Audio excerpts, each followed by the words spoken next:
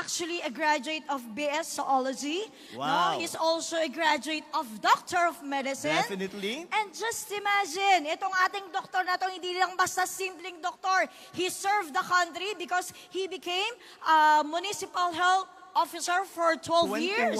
21 years, no? years. 21 okay, years. 21 years 21 already in years, practice, okay. no? So he's been practicing his medicine life for 21 years already, and he has his own medical clinic in Antique. Antique to. So, Huwag yung natin- mga susunod na sasabihin natin sa kanya, siguro Palagay mas ko maganda siya na siya na yan. magsabi, Oo, siya Doc, na talaga diba? yan. Baka wala na Ang siyang tanong ko, sabihin mamaya eh. Handa na ba kayo? Ay, welcome natin ang tradisyon natin. 1 milyon! 2 milyon! 3 milyon! At milyon-milyon palakpak kay Dr. Jing Baladan! Hello! Good morning and global! Kahulog! Good morning! Ako po si Doc Jing Baladad from Kulasi, Antique. Pero tubong Las Piñas po ako. At ito po ang aking pamilya. Ito po ang aking buhay. Sila po ang dahilan kung bakit po ako gumigising araw-araw. At sila po ang dahilan kung bakit po nagpapakasipag ako para may bigyan sila ng magandang buhay. At sila din po ang dahilan kung bakit nakatayo po ako sa inyong harapan ngayon. And this is my story. Ako po yan. So, 1994 po, nung gumraduate po ako bilang sa pagdodoktor sa UP, College of Medicine. Tama po, UP. Tulad po ni Sir John, University of Perpetual. Binyan nga lang po kami. At doon ko po nakilala ang aking forever, si Doc Bing. 1998 po, naging Municipal Health Officer po ako sa Caluya, Antique.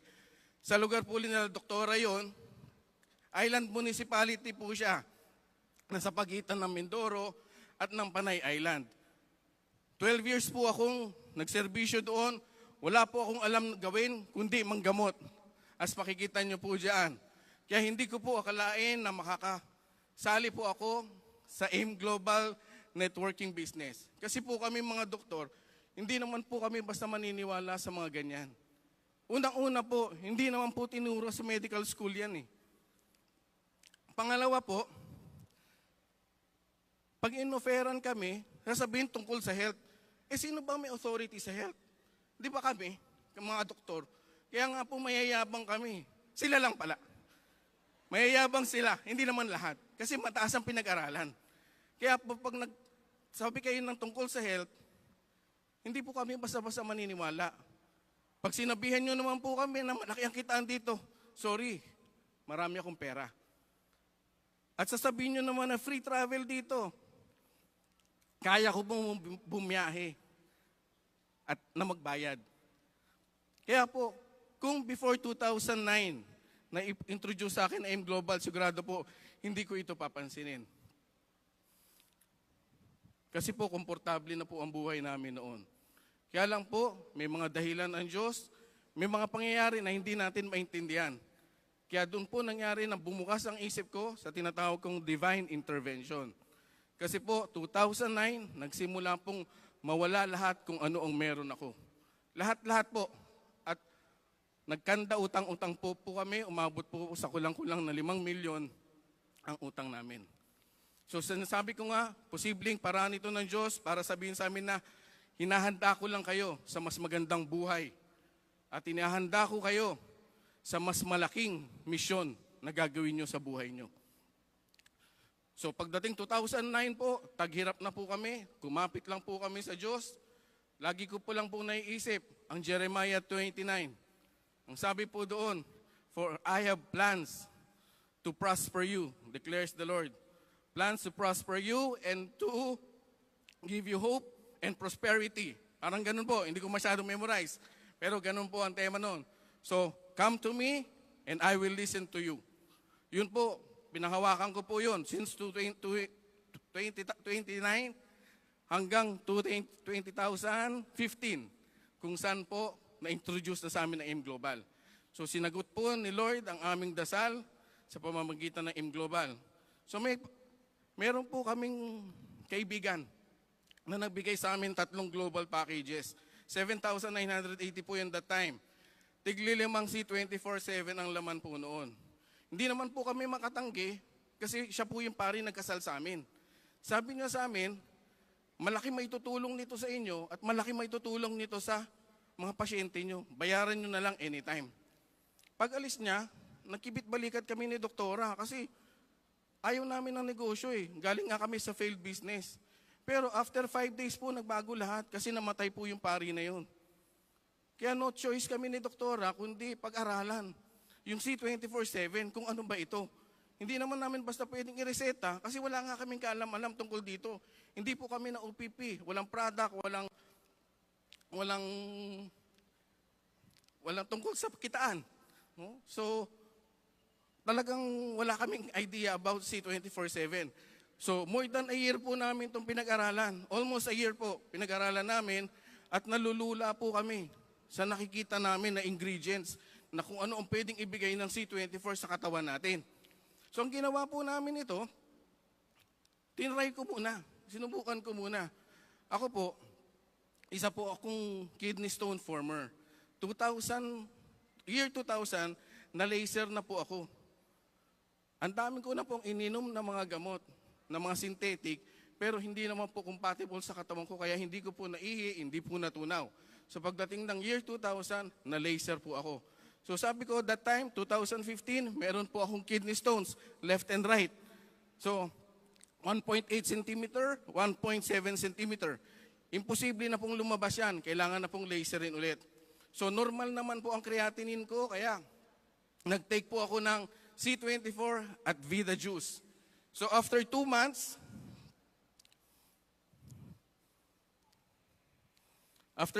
po ng pag-inom ko ng Vida Juice at C24, lumabas po sa ihi yung aking kidney stones. Pero hindi po yan yun. Huwag po kayo excited. Hindi po yan. The next day, nagpa-ultrasound po ako para makita kung may sugat o may gasgas yung dinaanan ng bato. Nagulat yung kaibigan kong doktor, sabi niya, Dok, wala na yung bato dito pero walang trace ng dinaanan.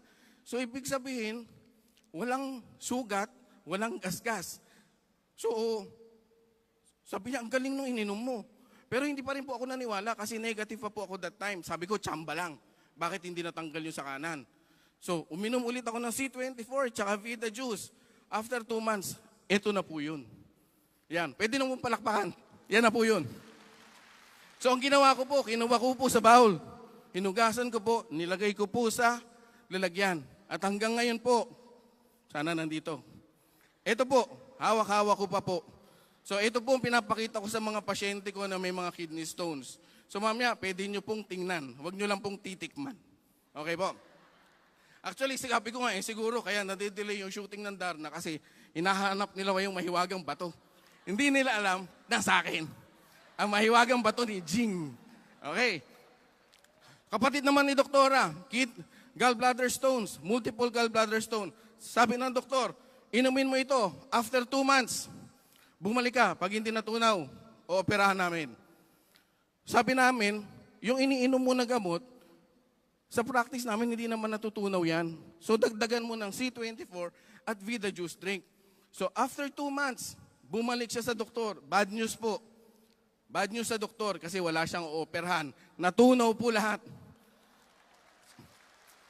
First time po, ang tagal ko pong doktor, first experience ko po na matanggal. Matunaw po ang gallbladder stones. So, sumunod naman po yung father ni doktora na napakaraming sakit. Every week, tawag po ng tawag sa amin yon kung anong pwedeng inumin sa sakit niya. Pero nung sinimulan namin bigyan ng AIM Global Products, ngayon po tumatawag po.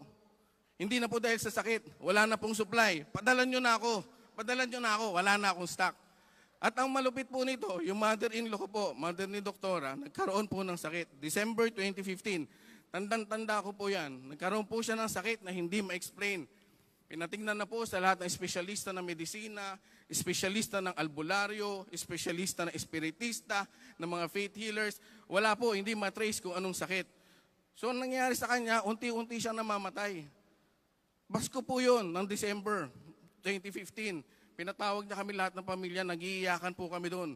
Ang sabi niya, balamang ito na ang last Christmas natin, magkakasama.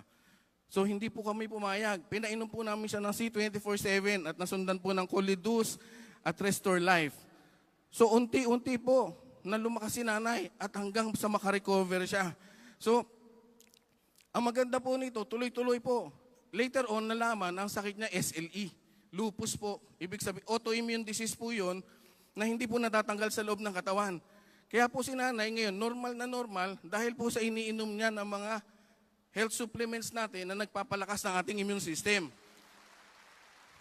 Sa katunayan po, 2017, kinasal po ulit sila ni tatay. 58th golden anniversary po.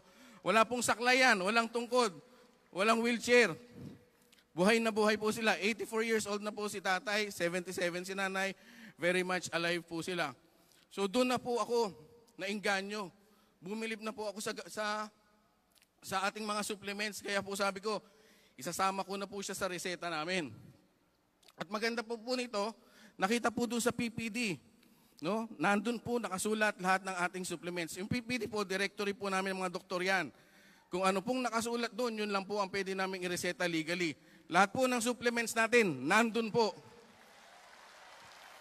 At pagdating po ng March 2016, nagkaroon na po kami ni doktora na sarili naming private clinic. So ito po yan, kami po hindi taga dyan. Dayo lang po kami dyan. Marami din po mga doktor dyan, may mga private clinics, meron din pong hospital, may health center. Pero po, magtataka kayo, bakit yung mga pasyente? Ganito po ang setup sa bahay namin, sa clinic namin. Araw-araw po yan, para pong piyesta. So makikita nyo po, kaya po kami sumikat dyan dahil sa AIM Global na products. Sinasabi nila na doon kayo pumunta kay Baladad Medical Clinic kasi meron silang nire-reseta doon na magic. Ito po yun. So usually, ito po ang setup. Dalawa kami ni doktora nag-check up para mas mabilis.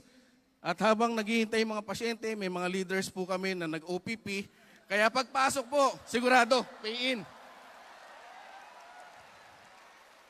So ito po yung mga pasyente namin na nagpasikat sa amin. Hindi ko na po iisa-isahin. Kasi po baka mid-year na po, hindi pa po ako tapos magsalita dito. Konti lang po. So ito po yung aming mga pasyente na mga uncontrolled hypertension, uncontrolled diabetes, at kung ano-ano po pong mga sakit na halos sumuko na sa buhay. Pero dahil sa pag-inom ng mga AIM Global products, 1 month, 2 months po, nag-normal po lahat na laboratories. So nagpa-member po sila para po maka-discount lang po yan. Ito po naman, ibang makasyente namin, ito po malakas po yung impact. Dramatic po talaga ito. Number 1 po, 69 years old po yan, diabetic patient. Every 2 to 3 months, halos ino-operahan po yan dahil sa complications. So ito po, Swiss national na nakapag-asawa ng Pinay. Dito na po sila nag-stay sa Antique at every 2 to 3 months nga po, ino-operahan. Desperado na po yung asawa. Kaya lumapit sa amin, nakita po namin yung mga laboratory, so pwede po kami, nagbigay po kami ng C24, ng Colidus at Restore Life. In 3 weeks time, kailangan siyang operahan. So, 3 weeks lang po niya ininom. After 3 weeks po, pagdating po ng hospital, sabi ng doktor sa kanya, hindi ka na kailangang operahan kasi normal lahat ng laboratories mo. At ang maganda po nito, dahil po nagprepara sila ng pera na hindi naman operan. Ang ginawa ng asawa, ibinili po ng 15 packages na worth 12,980. So buong pamilya po nila ngayon nag-AIM Global. Actually, siya po yung unang agila ng aming grupo. Kasi po, bahay po nila mansion. Kaya lang po, hindi kayo makapasok doon kasi nga irritable yung asawa. Pero nung gumaling na po, everybody welcome na. Tapos at the same time po, lagi po na po siya nakikita lumalabas, bit-bit yung aso. So nagtataka yung mga kapitbahay, anong ininom niyan? So pag sinera ni Mrs. Good, 90% po pay in. Ganun po kalupit yan. Ito pong next patients natin, yung nasa ilalim po, na babae, 45 years old po yan, leukemia patient po yan, stage 4. Dinadasalan na po yan. Every week, pinupuntahan ng pastor. Totoo po yan. Pero dahil Halos magkalapit na bahay lang po sila ni Mrs. Good, sineran niya. Yung ininom niyan, actually, hindi C24. Complete po yan, tsaka Vida. After 1 week ng pag-inom, sabi niya, lumabas, puro itim. Ang dami. Pagdating ng 2nd week, nakakaupo na siya. Pagdating ng 3rd week, naglalaba na. Pagdating ng 4th week, gumagala na po sa bayan. Yung mga taong natatakot sa kanya, multo. Kasi inahawakan siya talaga. No? Ngayon po, 2 years na po namin inaalagaan yan. Until now, regular po na nagpapacheck sa kanyang hematologist. At wala pong trace ng leukemia na nakikita. Yung isa patient po natin, yung lalaki. 40 years old po yan. May brainstem tumor, glioma. Yung glioma po, very invasive po yan. Sabi ng doktor sa kanila dito sa Manila, wala nang pag-asa yan. Hindi naman pwedeng operahan, useless ang chemo, useless ang radio. So iuwi na, dasalan na lang at hintayin. So wala nang tumatanggap sa kanila ng ospital. Nung dinala po sa akin yan, hindi na po nakakakita at hindi na po nakakalakad. Pero after 2 weeks po, ng pag-inom ng C24, Colidos at Vida po, after 2 weeks, nakakita. After one month po, naglakad na po. Tapos at the same time, ngayon po, nagtatrabaho po siya. No? Walang makitang trace ng sakit. Yung huli po, isa itong ating pasyente, multiple breast mass po yan. Multiple breast mass na tinatawag, 3 beses po nagpunta sa akin yan. Tawag ko po dyan, crying lady. Kasi po, pag pupunta yan, sumisingit po, nakita niyo ang dami ng pasyente kanina, sumisingit po yan, tumatayo sa harap ko, sasabihin niya, Dok, hawakan mo dede ko. Totoo po, 3 beses lang po nagpunta yan sa akin. Noong una, napakatigas ng dede. Multiple breast mass po yan eh. Pangalawa po, lumambot na po. Yung pangatlo naman po, wala na akong makapa na bukol. So ganun po kalupit yung actually ang ininom po niyan, complete at Vida. So ayaw na po niya na magpamamogram ulit. Hanggang ngayon, inom pa rin siya ng complete. At the same time, ang nakakatawa nga po dyan, pag pupunta siya, sabi niya, Dok, hawakan mo dede ko. Eh nagkakataon po may mga pasyente po mga lalaki doon. So yung mga lalaki napapakagat. Parang gusto sabihin na, Dok, pwedeng ako rin. Ito po yung pinakamalapit na ating pasyente. 30 years old po ito na stroke. 4 days na po itong comatose. Sabi ng doktor sa kanila, kailangan siyang maoperahan. Kung hindi, mamamatay. Tinanong nila yung doktor kung may assurance ba na mabubuhay, wala daw. So desperado sila, ayaw nilang paoperahan. Tinawagan po kami, tinext po kami. Nung time po yan, nasa Maldives po kami. So nagbabakasyon kami doon, pero nagpapasyente kami. No? Sabi niya, kung ano daw pwedeng may tulong. Sabi namin, yung Vida Juice, yung C24, at saka yung Colidos, buksan, pagsama-samahin, i-dropper. Kaya lang hindi po matolerate ng pasyente. Kaya ang ginawa namin, sabi ko, tingnan mo yung feeding. After umalis yung nurse, ibuhos mo dun sa tubo. Kinabukasan po, gising po ang pasyente. Kahit po yung mga doktor doon at ang mga nurse doon hindi makapaniwala, sabi milagro lang. Ito po yung kapatid niya, 9 days pa lang po yung distributor that time. Siya po yung tumawag sa amin. At after 2 weeks, na-discharge na po siya na-improve. Actually, 4 po yan sila no, sa ICU. Yung 2 po nagpa-opera, patay. Yung isa hindi nagpa-opera, patay. Yung sa atin, nag-aim global, buhay. At ang maganda po ngayon, nito, nagtatrabaho na po at nagne-network na po siya ngayon. No? Nagsisimula na po siyang mag-network. So ito po yung mga pasyente namin. At ito pa po, isa pa. Usually, sanay na po ako makakita ng mga pasyente ko na bumababa ang sugar. Pero po ito, sinare ko po sa Facebook. First time ko po mag-share sa Facebook. Siguro ngayon po, nakikita nyo po ito kumakalat sa timeline nyo kasi sinare na po siya ng AIM Global. Ito po, 3 pasyente po na sunod-sunod. More than 10 years na po silang pinapahirapan ng diabetes, hindi po nakatikim ng normal. Pero after 1 month lang po, ng pag-inom ng C24, Colidos at Restore Life, normal po lahat ng kanilang blood sugar. So first time po yan sa buhay nila. Actually, may kasama pa yan na nag-i-insulin na. Nagmamakaawa, Dok, ano ba pwede mong maitulong? Gusto ko tabletas na lang. So niresetahan ko ng synthetic, sinamahan ko ng AIM Global Supplements. After 1 month po, nag-normal din po ang kanyang blood sugar. Actually, may ginawa pa po akong experiment niyan. Itong grupo na to, may pneumonia, may grupo na to, pneumonia. Ito po, synthetic lang po.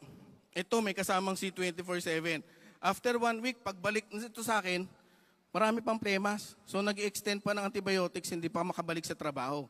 Pero ito pong grupo na ito, na may C24/7, after 3 days, pagbalik po, wala na pong marinig. Normal na po. So, pinapatuloy lang po yung kanilang antibiotics at minimaintain yung C24/7 at mas maaga silang nakakabalik sa trabaho. So, ito naman po, konti na lang po. Yan. So, mula po March 2017, March 2016, nung ginawa namin yung AIM Global, after 7 months, nagkaroon po kami ng sarili naming sasakyan. Retail lang po yan, hindi pa po kami marunong mag-network that time. So, sa mga hindi nakakilala sa amin, pwedeng sabihin na, dalawa naman kayong doktor, kaya madali kayo makabili ng sasakyan. Pero dun po sa mga hindi nakakilala sa amin, alam nila milagro po ito. Kasi po, nakwento ko po sa inyo kanina, 2009, nawala po lahat sa amin. Una po, nag-invest kami sa business na nalugi po. At the same time, nagpapagawa kami ng pangatlong bahay, si doktora ng anak, at marami pa pong nanloko po sa amin, at umabot po ng more than 5 million po ang aming pagkakautang. At natanggal pa po ako sa trabaho. Isipin niyo po, mula July 1 hanggang September po ng 2010, lagi pong sinasabihan ng HR namin na, Dok, tinatanong ni Mayor kung kailan ka magre-resign.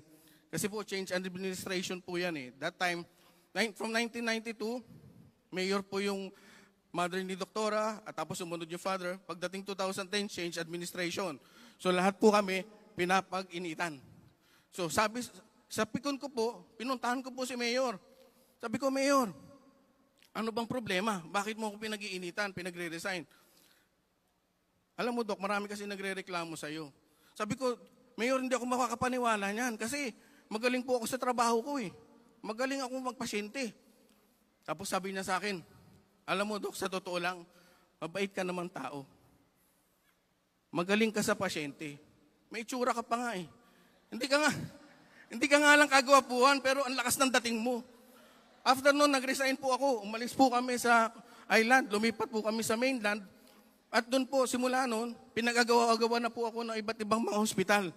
Lalo na po yung private hospital po na kaisa-isa sa Northern Antique. At sabi ko, ba't ang dami nag-aagawan sa akin? Ang sinasabi lang naman nila sa akin, kaya gusto namin ng serbisyo mo kasi mabait kang tao, magaling ka sa pasyente, matsura ka pa. Hindi nga lang kagwapuhan, pero malakas ang dating. So madaling salita po, to cut the long story short, tumagal po ako doon sa private hospital na malaki po ang kinikita ko po doon. Ang problema lang po, wala akong time sa pamilya. 28 to 31 days po ang naging duty ko doon. So 3 days na lang po ang natitira sa aking pamilya. 28 days po, tiniis ko po yun. For 2 years, pagdating ng 2013, nagsama-sama na po kami. At 2015 po, napag-aralan na po namin AIM Global at the rest is history po.